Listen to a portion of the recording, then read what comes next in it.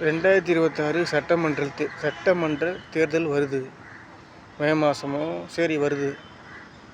இப்போ தமிழ்நாட்டில் 180 கோடி பேரா, 160 கோடி பேரா, இல்லை 170 கோடி பேரா மக்கள் தொகை தெரியல.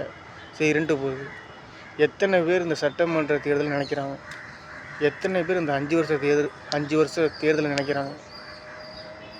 எத்தனை பேர் சிந்திச்சு ஓட்டு போடுறாங்க? சிந்திச்சு ஓட்டு போடுறவங்க விரல விட்டு எண்ணலாம். சிந்திக்காமல் ஓட்டு போடுறவங்க சொல்லிட்டு போயிடலாம். அது கோடி பேர். சிந்திக்காமல் ஓட்டு போடுறவங்க, அதாவது ஓட்டுக்கு காசு வாங்கிக்கிட்டு உங்களுடன் ஸ்டாலின் வந்துச்சுல்ல, அதுக்கு எழுதி கொடுத்துட்டு எப்படா அடுத்த ஆட்சி வரும், நமக்கு வீடு கிடைக்கும், அப்படி ஒரு கூட்டம் இருக்குது. அந்த கூட்டம் திமுக ஜெயிச்சிடும்.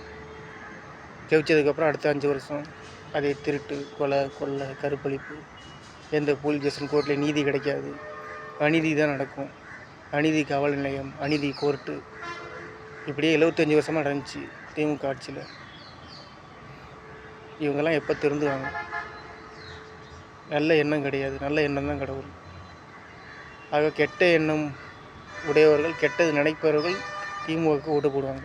சுயநலவாதிகள், கேவலவாதிகள், சந்தர்ப்பவாதிகள். நல்ல எண்ணம் கடவுள், அவங்க தான் தமிழக வெற்றி கழகத்துக்கு ஓட்டு போடுவாங்க.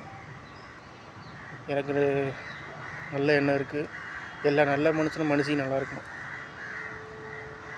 அதனால் தமிழக வெற்றி கழகத்துக்கு ஓட்டு போடணும்.